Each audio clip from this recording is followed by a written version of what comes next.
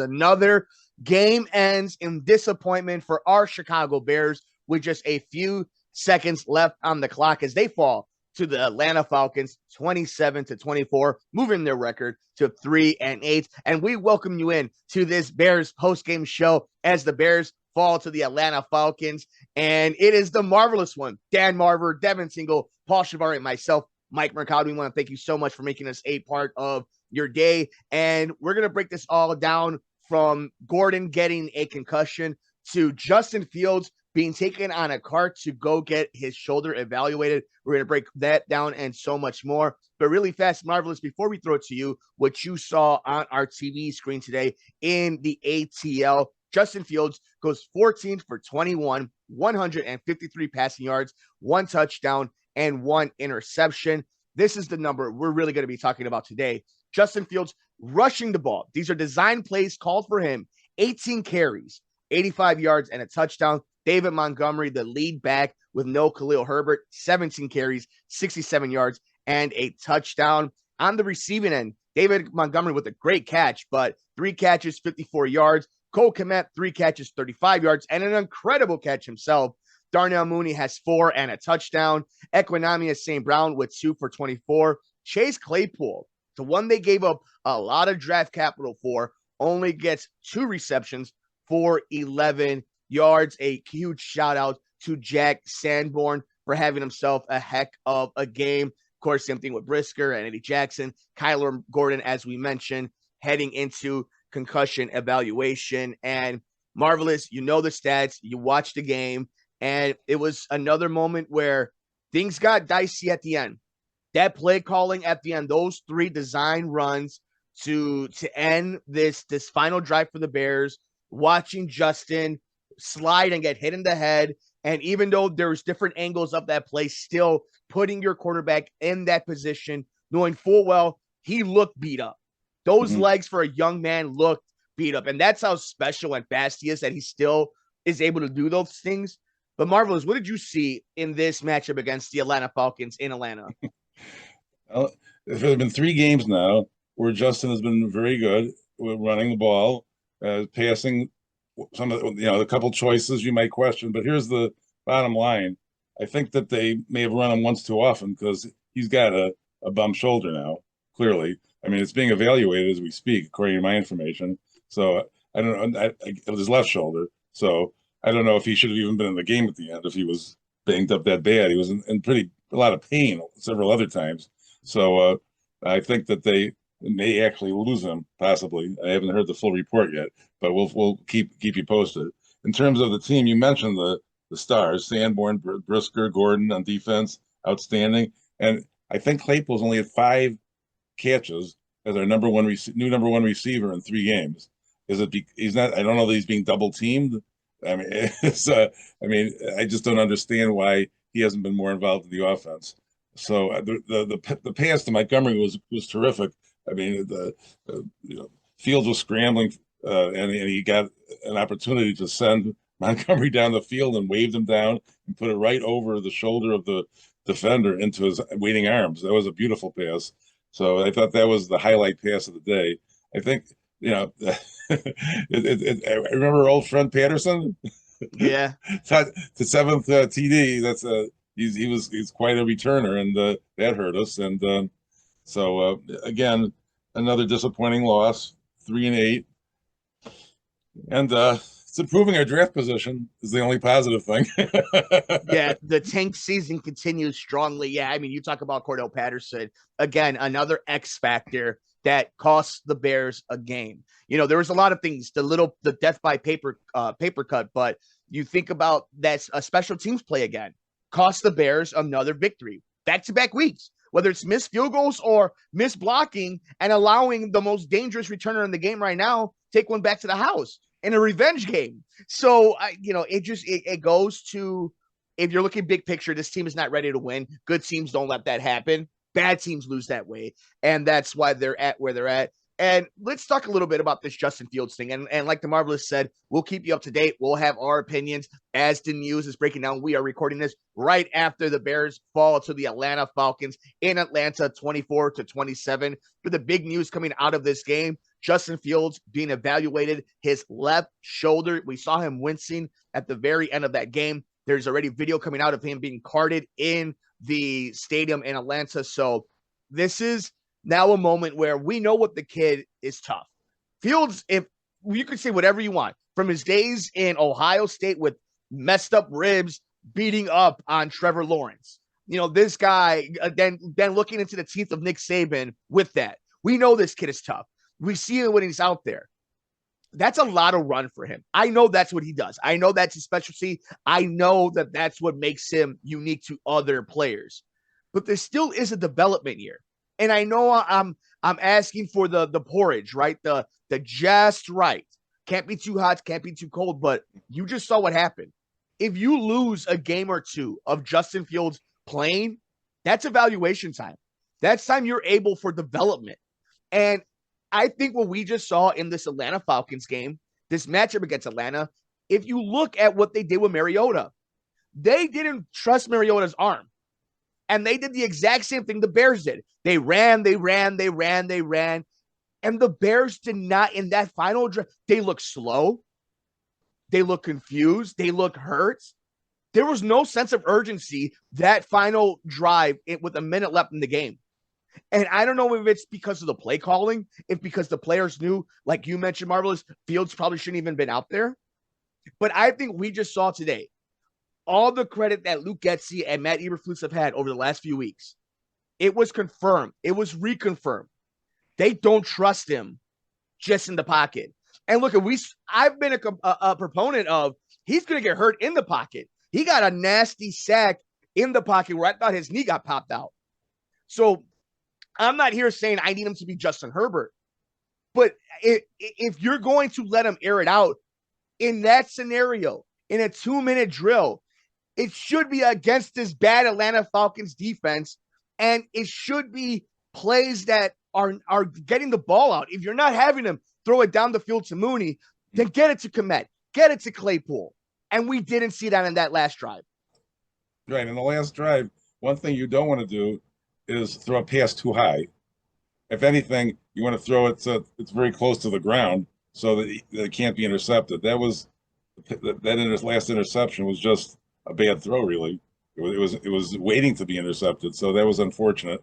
And again, it wasn't his right arm that was hurt, but I'm sure it didn't help that he was in discomfort at that moment. And he's still not getting all the calls that we would like to see for a young star in the league. But I also think he does it so often that the refs are going to hold back a little bit because he is putting himself in a dangerous position. But that's what makes him so unique. And it's going to be up to Getsy, Eberflus, and Fields and the rest of this offense to get creative and do what makes them great in different ways, that they're not so constantly putting themselves in danger. Now, as we move forward through this season, from what we just saw today, I think we're all comfortable right now in saying the Bears have a young quarterback worth investing in. And I don't mean just financially. I mean, this is your guy. You can now try to build as if you have your diamond in the rough, right? So how do you do this the rest of the season? You can't have them rushing the ball on design plays 18 times. 7 to 11, 12, okay, right? Like, that's a sweet spot. Nearly 20 in his second season, 22 games in, when you still have this promising offseason and draft coming up. I mean, are you doing kid gloves with him, or we're playing football? He's going to have to get out there. He's going to get hurt. He's going to get hit at the very least. What do you do? How would you handle this for the next 5, 6, 7 weeks? It's funny because they've been more successful and he's been running more. And we were complaining that he should run more. But I was worried that what's probably happened now is what was going to happen when he was running less. Yeah. And still he's being sacked quite a bit. Not as much as before. He's shown some tremendous elusivity, if there's such a word. And in a couple of plays, it was remarkable that he got away. So I think going forward, since the season is they're not going to be a winning season unless they sweep and go 9-8. That they should really be thinking about the future, and maybe they don't want them to rush so much. And when they get their full complement of running backs back, they might want to rethink the offense just for the rest of the season, particularly if maybe Simeon will be playing quarterback next week. We don't know yet, and so that will change the picture too. So they will be playing it different. Fields won't be rushing for 18 times. So we'll just have to wait and see. And I mean, it wouldn't be a bad idea to, if he's at all hurt, Fields that is, to play Simeon. I mean, because I want to protect our investment for the future at this point. I mean, it doesn't matter. 3-8 playing the Jets. Maybe he can play against the Packers that way. I'd rather see him play against the Packers than the Jets if he's a little bit dinged up. But if it's serious, it's not going to matter. So we have to wait and see on that. But I think that going forward, I'd like to see him have less scheduled running plays for him and not expose him as much. I want to get into the running game a little bit as we are breaking down this Bears Atlanta Falcons recap, the fallout of the Bears falling to the Atlanta Falcons 24-27 here on the Sports Cubicle. It's the marvelous one, Dan Marver, Devin Tingle, and Paul Chivari throughout the show. I'm Mike Mercado. Make sure you're following us on Twitter at Sports Cubicle TV. I'm on Twitter at Mike M Media and on Instagram at Mike Mercado Media. I want to talk about this running game really fast. Marvelous one. It is the highlight. You've mentioned about, we've been talking about design plays and how it puts Justin in danger and you have to find that sweet spot. And I think something that I'm kind of learning right now, and again, it's just one, I don't want it to seem hyperbolic because it's one game, but this is something that you could kind of put an entire tail to tape. Justin Fields is making this running game special. David Montgomery hasn't looked special. Khalil Herbert has burst, has elusivity. Yeah, all that stuff. He's elusive. But they're not Derrick Henry. No. You know what I'm saying? They're not doing, it's not like it's 50-50. It's 70% Justin. Yeah. And then it's them. And I think today we saw that. Now, I want to put it out there that it's also the offensive line because you're seeing what's going up north in Detroit. They have a really good offensive line. And Jamal Williams and DeAndre Swift are able to eat, whether it's in passing yards or if you're just in need of a big goal line touchdown or 1 yard to convert to a first down. The Bears don't have that. Justin has to make the fields. And this is the best way I can kind of describe it. If it's a design run for Justin, they look special. The line looks special. Fields look special. The running game, everything looks great. But if it's a simple hike and handoff, it looks bad. Not, you could say average, but it doesn't look elite for what the numbers say. No. Does that kind of concern you? Yeah, they're not. The blocking isn't that great. They should involve the tight ends and the fullback in blocking more. What I see with other teams. And one more thing, Fields. I'm not excited about the way that he slides to the ground, and he needs to go to his safety zone, namely the sidelines, more often. Because once you get near the sidelines, they're not going to hit you for fear of getting the penalty. You can sort of dance the sidelines for a while, and some of the elusive quarterbacks do that. And I'd like to see him do more of that because they're not going to hit him anywhere near the sidelines because it's a penalty usually. Does it worry you a little bit that somebody like a Cole Kmet, when it comes to blocking, when it comes to those type of bodies like a Chase Claypool, they're not out there? Let's talk a little bit about that, where it's going to be the talk. You mentioned the Chase Claypool, 5 catches in the 3 games. What is it? Okay, I'm going to give Claypool the benefit of the doubt. Again, it's 3 games here in Chicago, young kid, and all that. But it didn't work out in Pittsburgh. Mike Tomlin's a hell of a coach. He did pick Mitch Trubisky to be his captain and starting quarterback to start the season. But nonetheless, we give him the benefit of the doubt. How are they not utilizing? Why aren't we seeing them out there? Is Fields not comfortable with them? What is it with the Bears not being able to utilize huge bodies like Chase Claypool, Cole Kmet, and then being able to parlay that with the speed of Darnell Mooney? Yeah, I thought that Claypool's presence would make Mooney more dangerous. And maybe it will eventually, but so far not so much. And some of these other guys, have participated in the receiving core, but I haven't seen anybody that stands out so far. I mean, they do distribute to different receivers, so I will give them that. I mean, so so they do actually sometimes have different targets, shall we say, for him, such as St. Brown and uh, who was involved today. He did get only 2 catches, which ties him with Claypool, 24 yards. So, and I thought Ebner was decent as a running back, but I think we need Herbert back.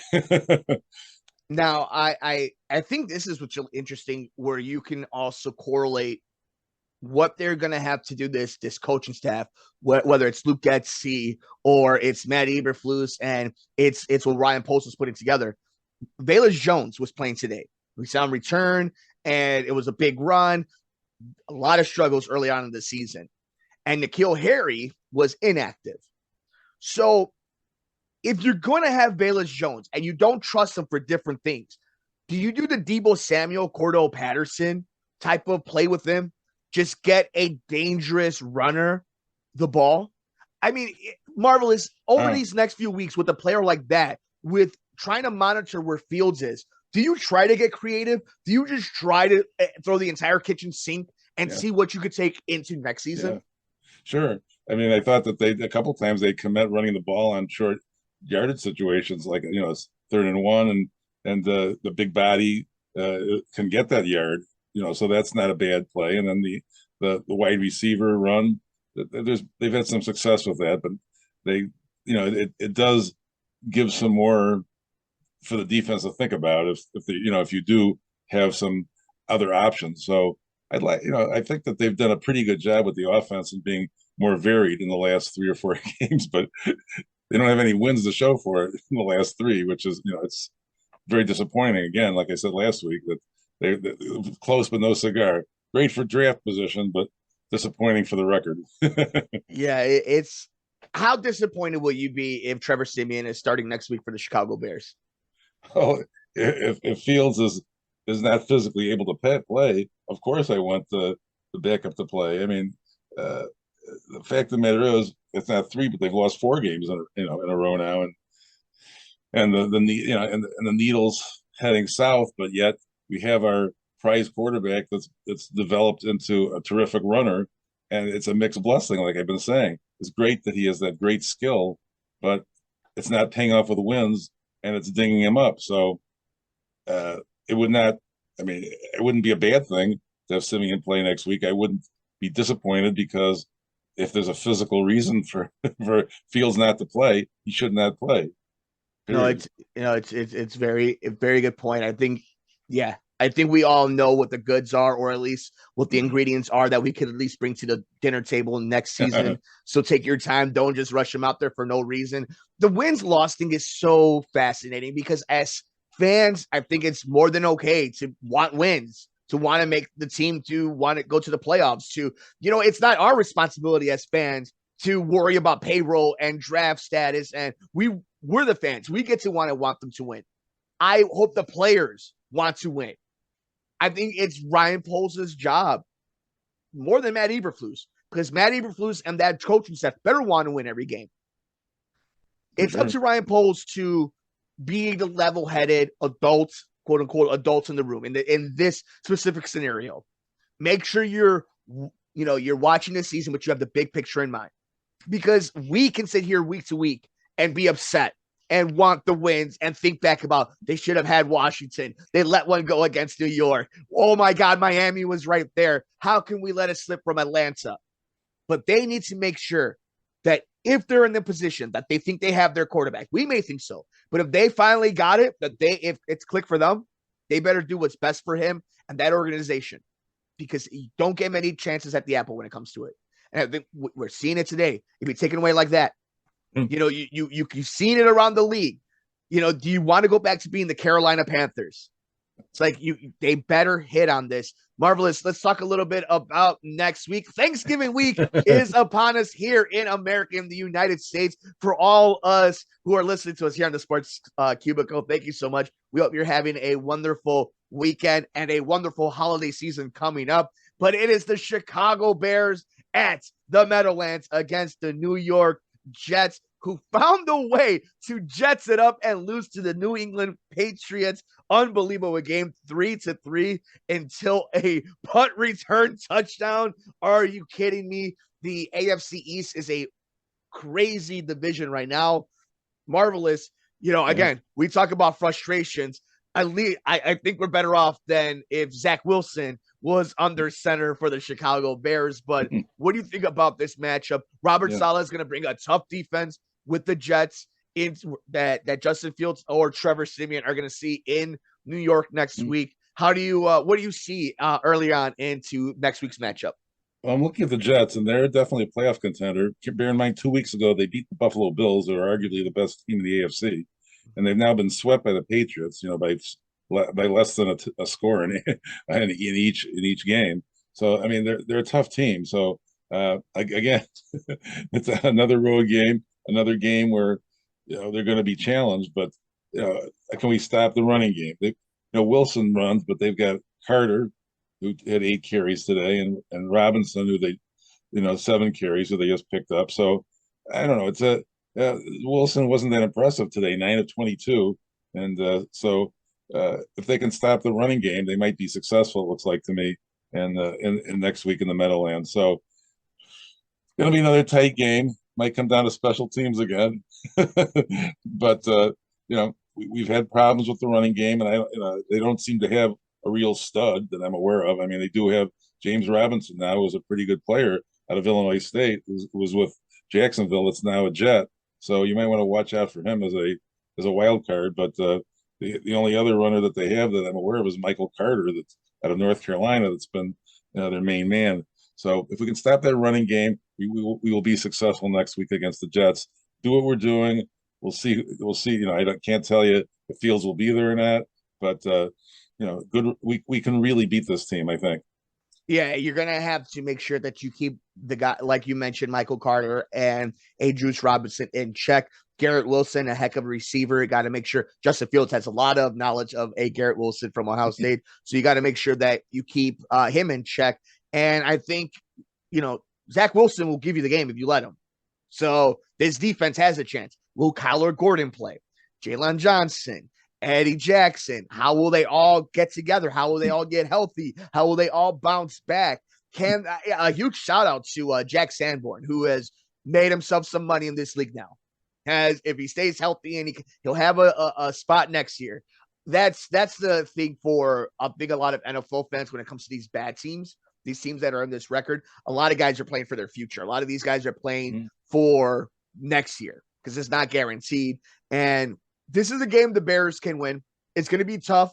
I don't think you're going to see a lot of greatness from Chase Claypool with Sauce Island out there matching up against him or Darnell Mooney. You have to be careful with Tyler Conklin, their tight end. I think this is a great matchup for Cole Kmet to get a lot of targets, to really utilize him in that sense. But we'll see how the running game goes. David Montgomery is about to become a workhorse.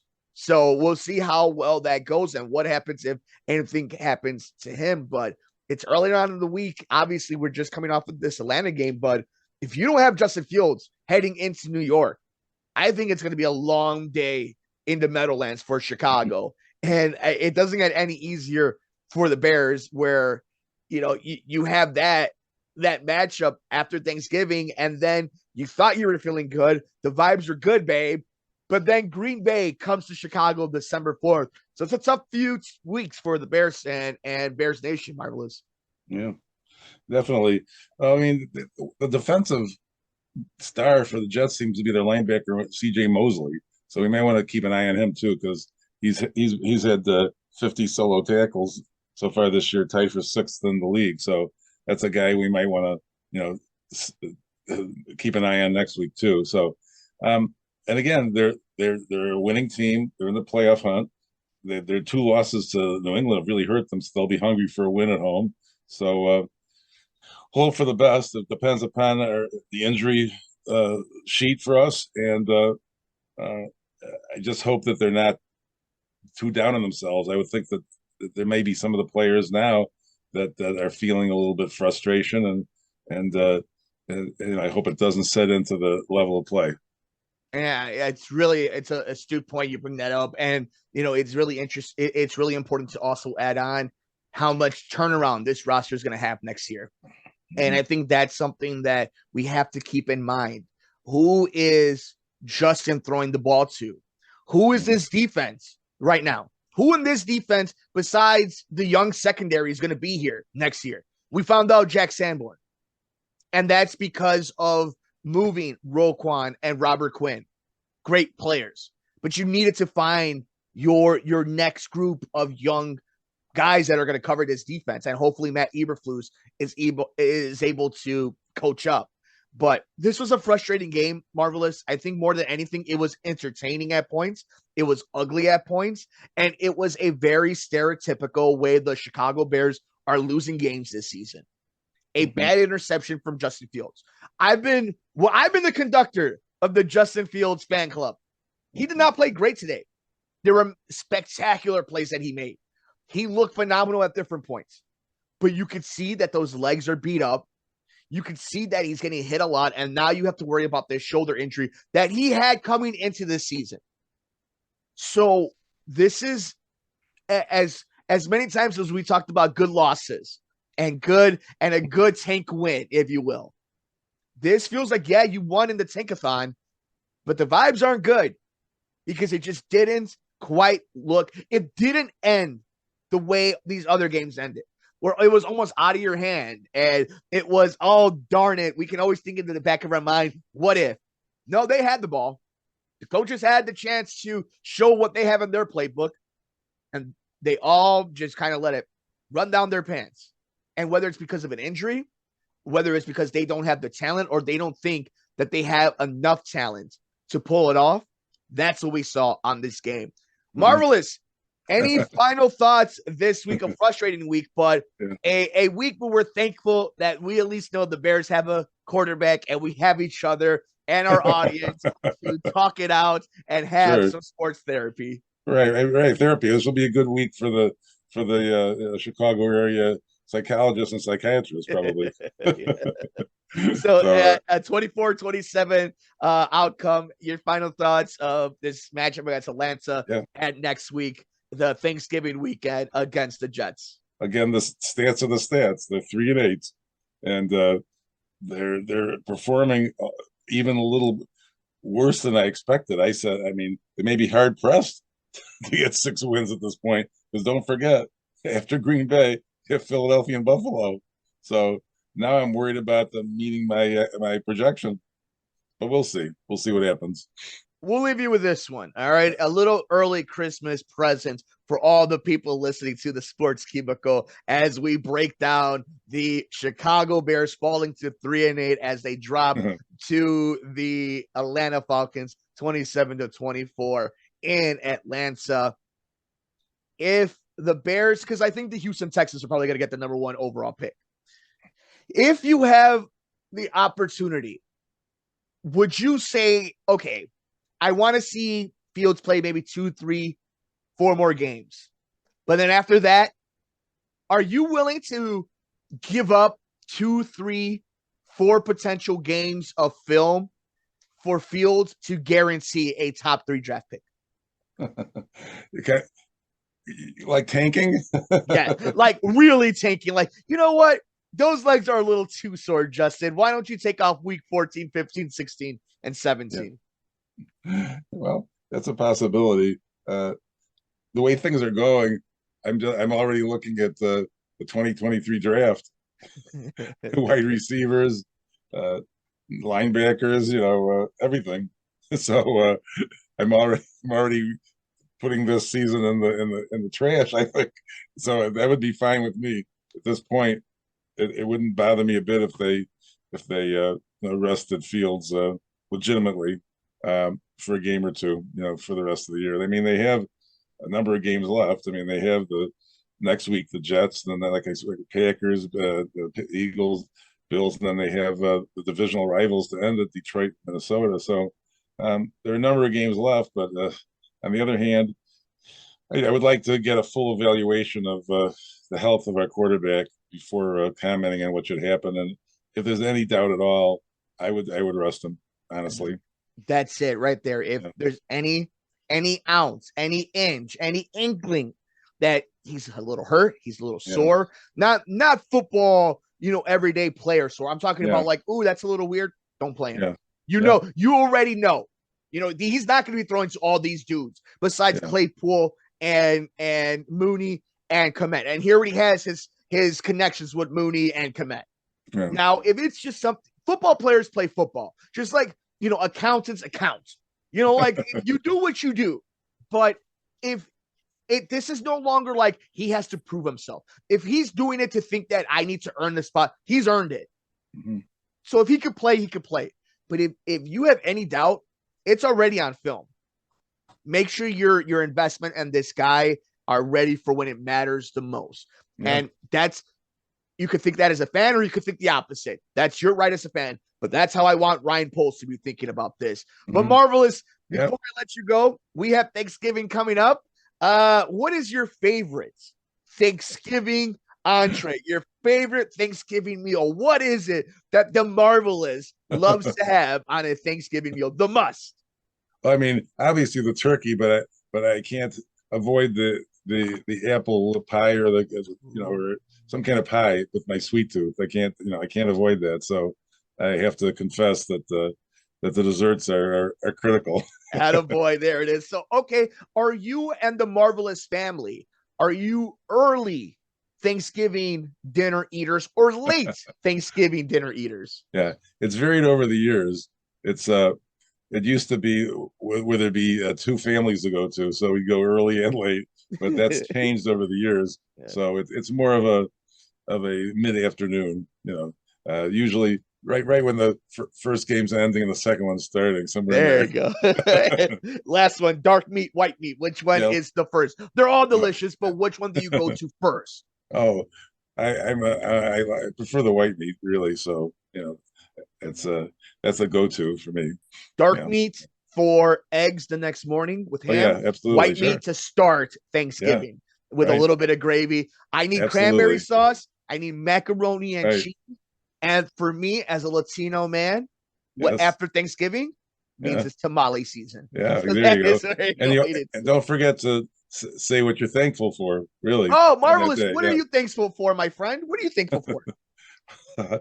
Obviously, family, health, friends, all the obvious things. How about you? Yeah, same. I mean, I'm obviously thankful for our amazing audience here, my amazing co-hosts, the Marvelous one, Dan Marver, Devin Tingle, Paul Chivari, my beautiful wife, all our significant others who put up with our nonsense when it comes to sports, and the fact that we, even all the ups and downs, that we've had a blessed, healthy year, and it's amazing that we get to talk sports for a living, and more than that, the other stuff we do in our life is going well for us. It's gravy. It's great as you gravy. It's gravy.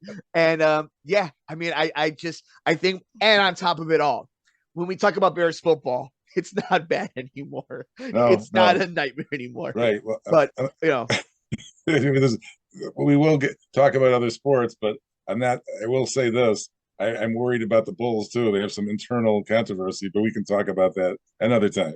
Well, you see, now you're teasing Christmas presents already. The stockings, right, there it is. Right. But we all wish you a wonderful, healthy Thanksgiving if you are here in the United States. If you're anywhere else, all the holidays you have coming up, we hope you guys have a safe and healthy one. Whether you do it by yourself, whether you don't celebrate it, or you have big bashes, just make sure you're being safe. You take care of each other, because more importantly, we want to make sure you are here with us enjoying all the sports. So that means if you're drinking, Uber, get a ride, don't drink and drive.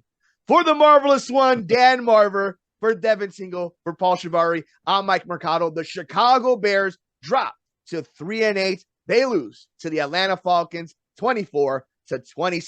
Keep up to date with everything that happens with the Justin Fields interview and the injury when that comes out on Twitter at Sports Cubicle TV. Subscribe to us on YouTube if you want to see the video version.